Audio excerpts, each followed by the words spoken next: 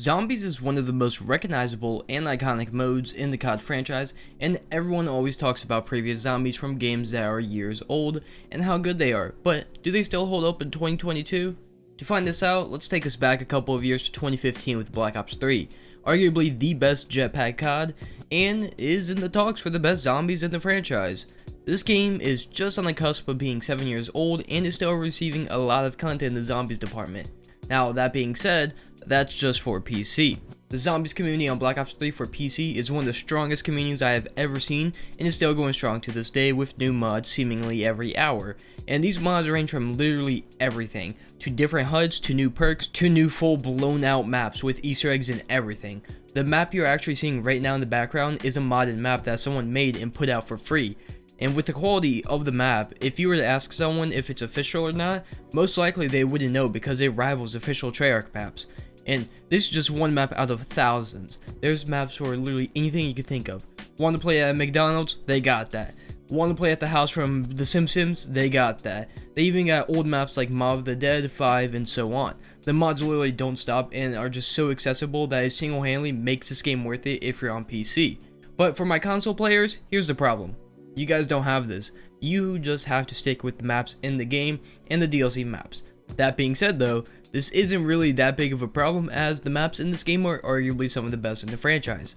The only map that does come with this game though, so like if you're just to buy the game and that's it, the only zombies map you would get is Shadows of Evil, which is personally one of my favorite maps of all time.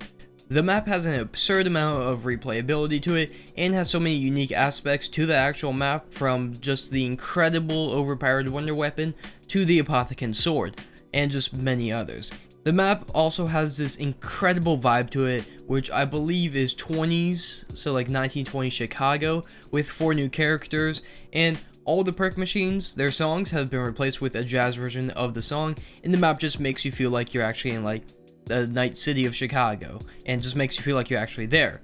All this being said though, the map is not beginner friendly at all, especially if you're coming from Cold War where they held your hand a lot.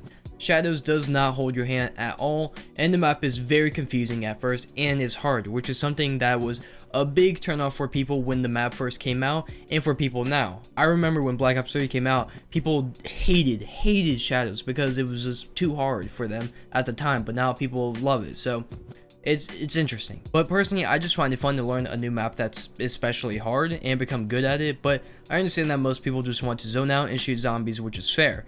But if you are new though, I would just watch maybe some reviews of this map and just get a general idea of what people think, because it is definitely one of the harder maps to get down.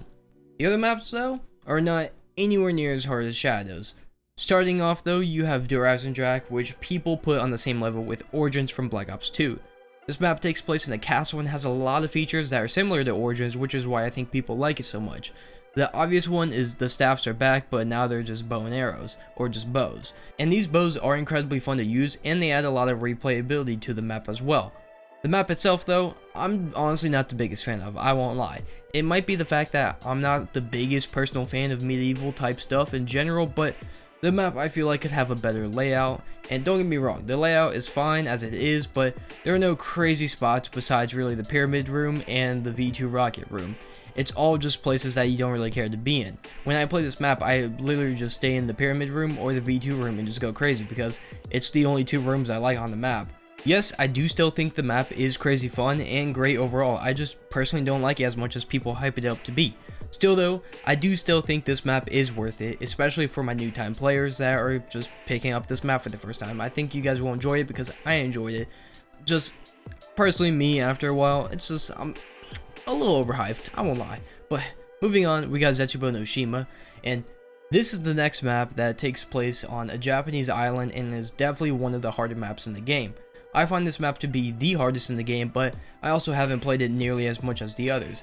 I think the main reason that this map is so hard though is because of how hard it is to set up and the mini bosses on the map.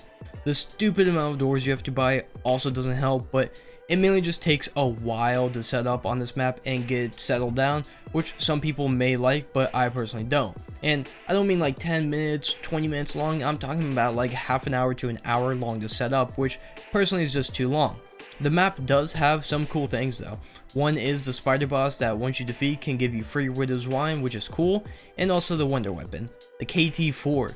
This weapon is honestly one of my favorite wonder weapons design wise, and even though it may not be the best, the weapon is just fun to use overall, and it's also fairly difficult to get, which I like because these crazy overpowered weapons should be somewhat hard to get, but for a gun like this, it could be just a little bit easier, I won't lie, but it would also just help the flow of the map as well. Overall, for this map, I do think that it has a cool setting, and that once you're set up, that the map is actually really fun, but the problem is that it's just really hard to set yourself up without dying, and takes too long, which personally kind of kills the map, and the mini bosses are just not nearly as valuable as the ones on Shadows. They give you almost nothing in return. They honestly might not give you anything in return, but there's also a lot more of them than in Shadows, which I just don't like. But don't get me wrong, it's just not a bad map, just a weak map in the catalog of good ones. This next map, however, this might just be one of the most creative maps within Zombies history, and is a crazy fun map. That map is Go Round Prague.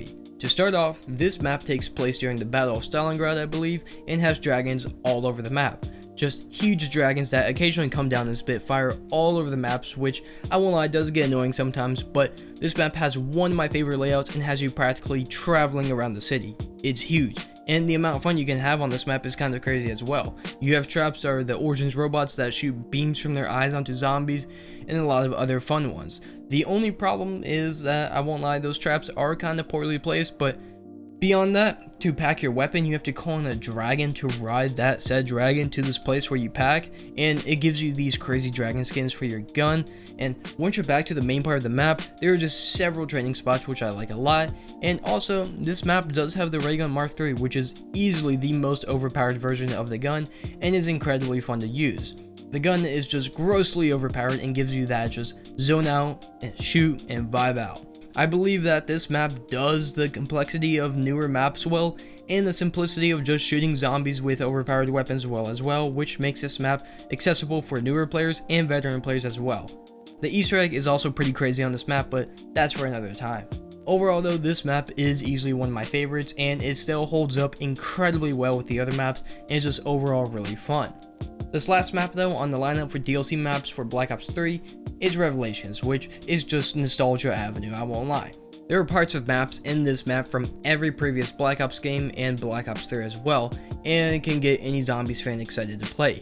Just fan service after fan service. That being said though, this is also easily one of the easiest maps in the franchise, and I believe that anyone can get a high round on this map. You have the Thunder Gun at your disposal and the Apothecant Servant, which you can upgrade on this map that you couldn't do in Shadows, and you also just have an absurd amount of other things like Gobblegums to use and little Arnies. You really can just kind of sit in a corner and get to a higher round. I actually remember in my first playthrough of this map, I actually got a little bored with how easy the map was, and I was just doing a lot of risky stuff just so I could end my video on it and not have it be a 2-hour long video, because it was actually just really easy. And again, that was my first time ever playing it. It took me like maybe 20 minutes to figure it out, and then after that I was just chilling. But overall with this map though, I think it is a fun map when setting up and playing it for the first several times, because you get to relive some old memories and some old maps a little bit. But once you get set up and you're ready to just grind out rounds, the map gets boring pretty quickly. I wouldn't say this is a bad map per se, but it just isn't as good as it could have been, and feels more just like fan service than an actual installment into a Zombies map. These 4 maps though are the DLC maps that can be purchased just by themselves for a fairly cheap price, and are the maps that you can get on both console and PC. That leaves us with 5 maps right now, and 6 if you want to count the Giant, which is just a remastered version of Doris. Now, it's only 6 maps, which isn't the highest number of maps, but if you put it in perspective with other Black Ops games, that actually is quite a lot, and these 6 maps are fun, with several being what I would consider S-tier zombie maps. But that alone, if you can find the right price for the game and the DLC maps, I would say it's warrant being worth it. But there's one last thing though that I should mention. One magical thing that is worth every single penny, even if it's still full price.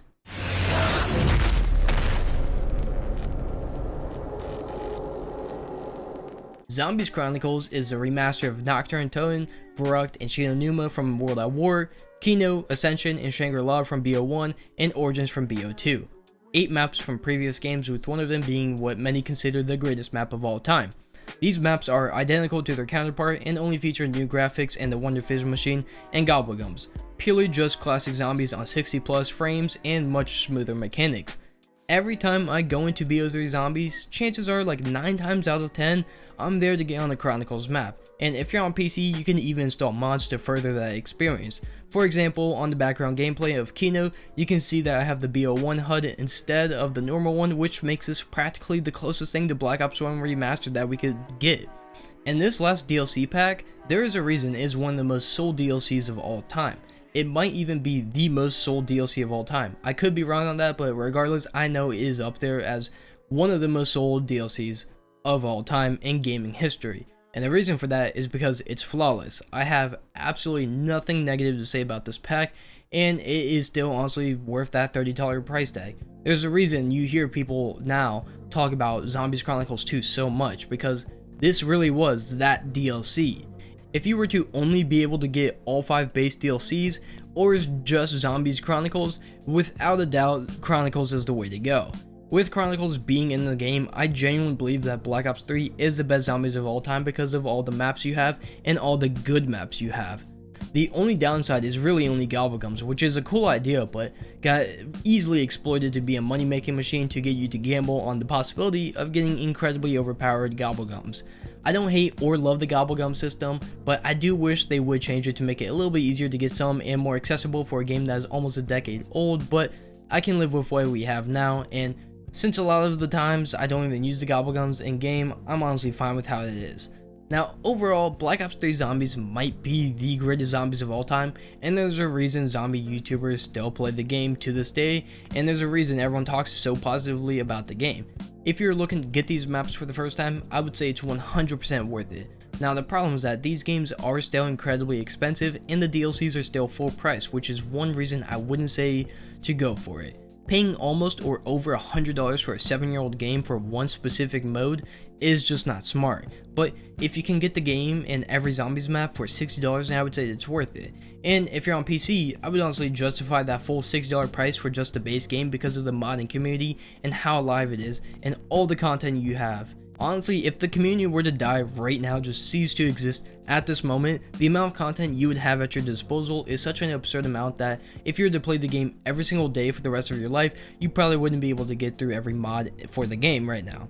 All of this being said though, I would also keep in mind that once again, most of these maps don't hold your hand as well or tell you anything, and you really just have to learn for yourself.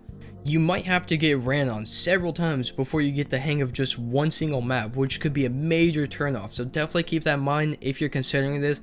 And now if you're the type of person that's looking for a challenge though, and don't mind learning new things and experience one of the best zombies of all time that everyone talks about even to this day, then yes, Call of Duty Black Ops 3 Zombies is still worth it in 2022 and can give you replayability for years to come. If you did enjoy the video though, make sure not to leave without leaving a like and subscribing for more, and let me know if you want to see more videos like this from other COD zombies in the futures like Black Ops 2 or Black Ops 1, and also let me know in the comments what you think about BO3 Zombies in 2022 and if it's worth it or not. But until the next time, see ya.